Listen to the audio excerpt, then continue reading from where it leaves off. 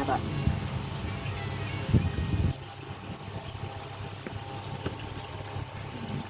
So ubos na rin mga boteng niya mga boss.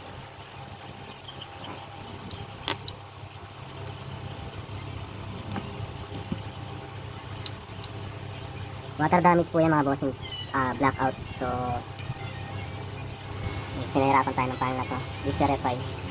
So nag-remove tayo ng MCU dahil 3 pin ang putol, or 3 paa ang putol sa MCU nya.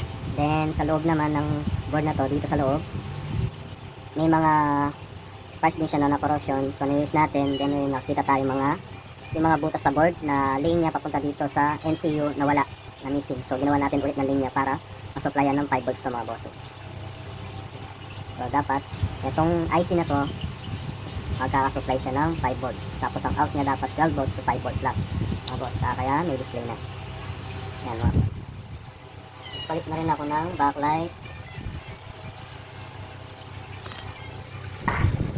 Ayan mga boss, palit na rin ako ng backlight. Yan, kaya lumiwanag na. Yan mga boss. So pati button tinadala natin para madilim lang sa kita niya, pero tingnan natin yun. Ayan mga boss, kasi hindi pa nakalagay yung cover dito, kaya parang madilim lang. So pag tinanggal natin yung ilaw natin, ayan mga boss, maliwanag siya, malabo lang sa may camera ko. Ayan, focus natin. Ayan mga boss,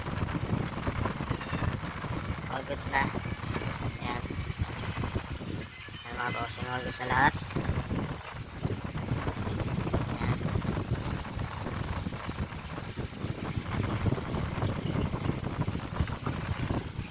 Yun lang mga bossing.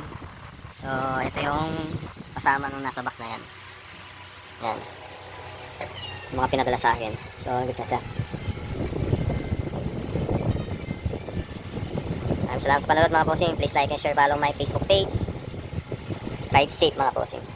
Okay, kung may mga problema pa rin mga panel gauge nyo, PM nyo ako mga bossing, or visit my Facebook page. Nandun lahat yung mga gawa kong panel gauge mga bossing. Comment po kayo para alam ko kung saan nakakarating ang mga video ko. Maraming salamat sa panonood. Peace out.